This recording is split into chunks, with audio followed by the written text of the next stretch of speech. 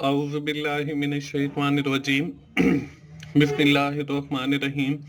अस्सलाम वालेकुम दोस्तों, मैं हूं मोहसिन रफ़ा और आप लोग देख रहे हैं virtual student support services YouTube channel.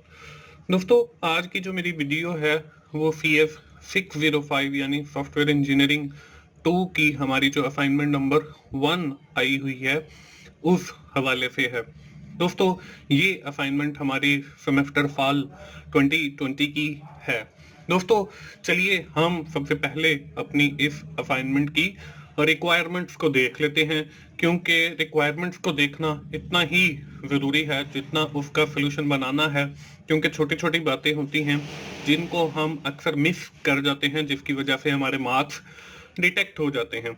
तो हम जो है सबसे पहले इस असाइनमेंट की रिक्वायरमेंट्स को देख लेते हैं। दोस्तों, इस असाइनमेंट के अंदर जो है हमें एक ही क्वेश्चन दिया गया है और क्वेश्चन जो है वो बहुत आसान है और ये असाइनमेंट भी जो है वो बिल्कुल इजी है।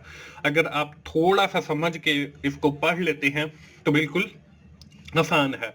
You are required to choose suitable name of team against each description given in below table. कि हमने जो है हमें कुछ टीम्स के नाम दिए गए हैं और हमें दूसरे कॉलम के अंदर जो है वो कुछ डिस्क्रिप्शन दी गई है, कुछ काम नेचर बताई गई है। You are required to write only index number, no alphabet of name term in below table against each description. हमने जो है हर जो डिस्क्रिप्शन दी गई है उसके सामने जो है वो नंबर ऑफ टीम जो है जो उसमें काम करती है उसका अल्फाबेट के अंदर नहीं लिखेंगे, बल्कि उस पूरी टीम का जो है वो नाम हम जो है वो लिखेंगे। तो यहाँ पे क्रिटिकल आर की प्रैक्टिस है, एंड अ फेलियर है, कंट्रोल्ड सेंट्रलाइज्ड है, प्रोटोटाइपिंग मॉडल है, डेमोक्रेटिक डिसेंट्रलाइजेशन है, लीनियर सिक्वेंशनल मॉडल है, प्रोजेक्ट मैनेजर है, सॉफ्टवेयर वेंडर है, लीडिंग अ टीम है, not provide to be a good leader है और प्रोजेक्ट मैनेजमेंट है। ये हमें कोई 12 टीम्स के जो है वो नाम दिए गए हैं। अब इसके साथ हमें इसके नीचे बल्कि हमें कुछ डिस्क्रिप्शंस दी गई हैं और आफ्टर रीडिंग दीज डिस्क्रिप्शन हमने जो है ये बताना है कि इस टीम में से कौन सी टीम ऐसी है जो इस फंक्शन को या डिस्क्रिप्शन को परफॉर्म करेगी। तो चलिए दोस्तों, हम अपने इस असाइनमेंट के सोल्यूशन की तरफ बढ़ते हैं। बिल्कुल आसान है, आपने जो है डिस्क्रिप्शन जो है गौर से पढ़नी है तो you can easily identify the name of the team. हम सोल्यूशन पे जाते हैं। सोल्यूशन यहाँ पे दोस्तों आपको एक टेबल नजर आ रहा है।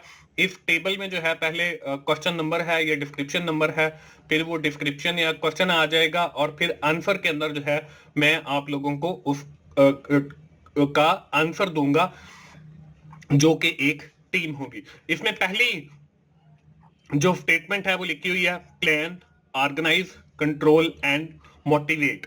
तो ये हमारे जो है planning, organizing, controlling and motivating, ये हमारा मैनेजमेंट का एक फंक्शन है और ये जो है इस टीम का नाम है प्रोजेक्ट मैनेजमेंट। जो प्रोजेक्ट मैनेजमेंट की टीम है they will perform the planning, organizing, controlling and motivating.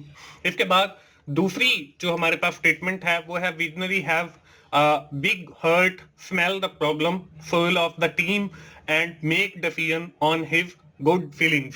कि यहाँ पे जो है कौन सी टीम ऐसी है जो प्रॉब्लम को, मतलब उसको जैसे हम कहते हैं कि सूंघ के पहचान लेके ये एक मसला है और फिर उसको जो है हल करे, ये कौन सी टीम होगी। तो ये हमारे पास जो है लीडर होता है जो आने वाली प्रॉब्लम्स को सूंघ लेता है, पहचान लेता है और फिर इनको आने से पहले ही रिजॉल्व कर लेता है।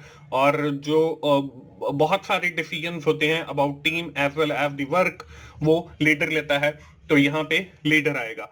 इसके बाद तीसरे नंबर पे है the tracking of the overall project progress does not consider and monitor by the project manager. कि यहाँ पे जो है प्रोजेक्ट मैनेजर ने ओवरऑल जो प्रोजेक्ट की प्रोग्रेस है उसको नहीं देखा, उसको मॉनिटर नहीं किया। तो ये जो है हमारा end up as a failure आ जाएगा कि हम जो है वो फेलियर की तरफ जा रहे हैं, ये टीम आ जाएगी।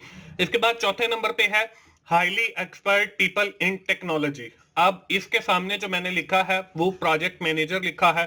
प्रोजेक्ट मैनेजर जो है वो एक ऐसा आदमी होता है, he is too much experienced person as well as they know about their work, और उसको ये भी पता होता है कि मैंने लोगों से कैसे काम लेना है। तो चौथे नंबर पे जो है वो प्रोजेक्ट मैनेजर आ जाएगा। इसके बाद पांचवें नंबर पे है ह्यूमन एक्टिविटी। अब ह्यूमन एक्टिविटी के अंदर बहुत सारी एक्टिविटीज आ जाती हैं। यहाँ पे लीडिंग अ टीम जो है ये इसको मैंने सेलेक्ट किया है। इसके बाद सिक्स नंबर पे है an organization that develop the software to sell to the end user. एक ऑर्गेनाइजेशन है जो मुख्तलिफ सॉफ्टवेयर बनाती है और फिर एंड यूजर को वो सेल आउट करती है। तो यहाँ पे जो है सॉफ्टवेयर वेंडर है। सॉफ्टवेयर वेंडर जो है वो एक कंपनी या कोई टीम मेंबर हो सकता है जो सॉफ्टवेयर को बनाता है और फिर एंड यूजर्स को जो है वो सेल किया जाता है। तो यहाँ पे 6 नंबर के लिए मैंने सॉफ्टवेयर वेंडर सेलेक्ट किया है। इसके बाद 7 नंबर पे है in the software team organization communication between the leader and the team member is vertical. अब यहाँ पे देखें, आपने देखना है कि कम्युनिकेशन जो है वो वर्टिकली है, यानी कि ऊपर से नीचे हो सकती है, नीचे से ऊपर हो सकती है। तो जब आपकी बात की जाती है वर्टिकल कम्युनिकेशन की हॉरिजॉन्टल के बजाय, तो इसको हम कंट्रोल्ड सेंट्रलाइज्ड कहते हैं कि आपके सारे जो फैसले हैं वो ऊपर जो आपके साहब बैठा है या हेडक्वार्टर के अंदर जो लोग बैठे हैं उन्होंने फैसले करने हैं। तो इस वर्टिकल कम्युनिकेशन को हम सेंट्रलाइज्ड डिसीजन मेकिंग भी कहते हैं और कंट्रोल्ड सेंट्रलाइज्ड जो है ये इसका आएगा। इसके बाद अगली स्लाइड के ऊपर जो है 8वां स्टेटमेंट आपको नजर आ रही है, must aware the things and concern that may affect the project। कि ऐसी चीजें जो आपके प्रोजेक्ट के ऊपर अफेक्ट करती हैं आपको उनसे अवेयर होना चाहिए। तो इसके लिए जो मैंने सेलेक्ट किया है वो प्रोजेक्ट मैनेजर है।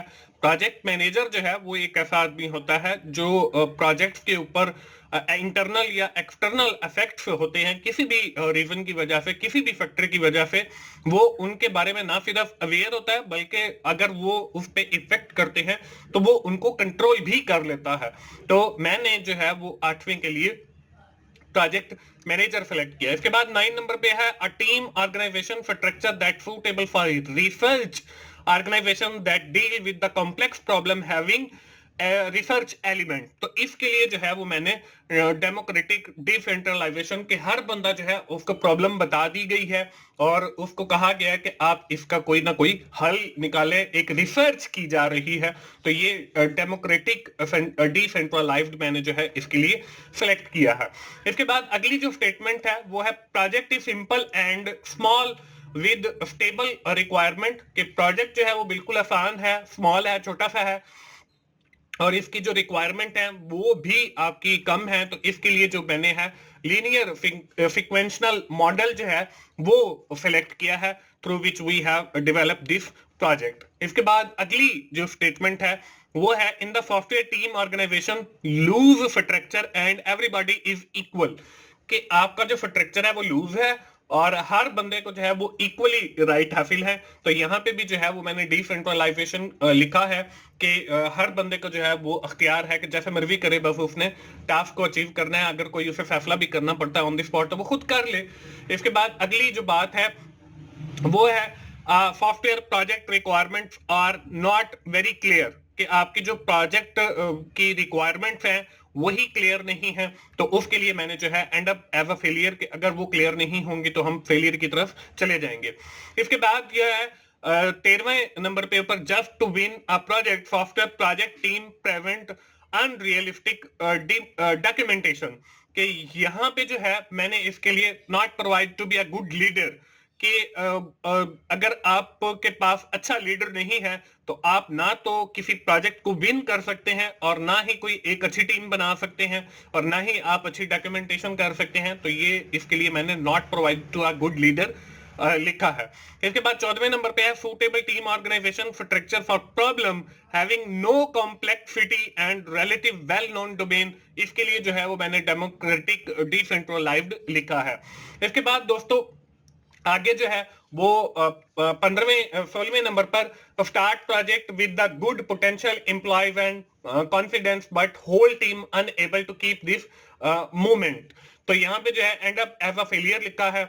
और आखिरी जो है वो है defect tracking against quality targets, तो इसके लिए जो है क्रिटिकल आर की प्रैक्टिसेस मैंने लिखा है। दोस्तों ये थी हमारी असाइनमेंट सॉफ्टवेयर इंजीनियरिंग 2 की। उम्मीद है आप लोगों को आइडिया मिल गया होगा और आप जो है अपनी असाइनमेंट बना लेंगे। दोस्तों आखिर में मैं फिर आप लोगों को कहूंगा कि मेरा एक चैनल है 24/7 टीचर्स ऑनलाइन। इसके ऊपर आपके बहुत सारे सब्जेक्ट्स के मेरे अपने लेक्चर्स अवेलेबल हैं। इसका जो यूआरएल है आपको फर्स्ट स्क्रीन पे भी दिखाया था, तो इस वीडियो के डिस्क्रिप्शन में भी आपको मिल जाएगा। तो आप इस चैनल को जरूर विजिट करें और वहां पे जो लेक्चर्स अवेलेबल हैं आप उनसे जरूर फायदा उठाएं। दोस्तों मिलते हैं अगली किसी असाइनमेंट के सॉल्यूशन के साथ या जीडीबी के सॉल्यूशन के साथ। उस वक्त तक के लिए अल्लाह हाफिज।